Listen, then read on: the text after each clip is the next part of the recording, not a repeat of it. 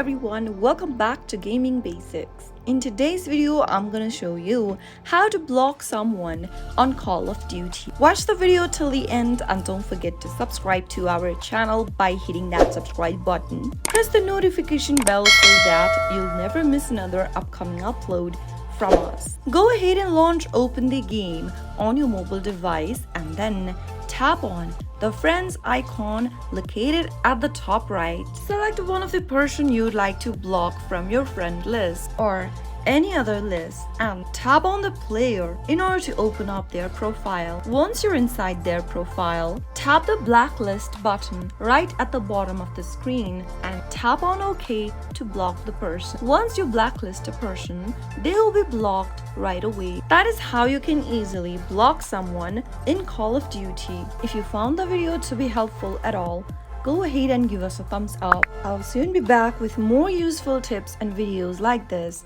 Thank you for watching.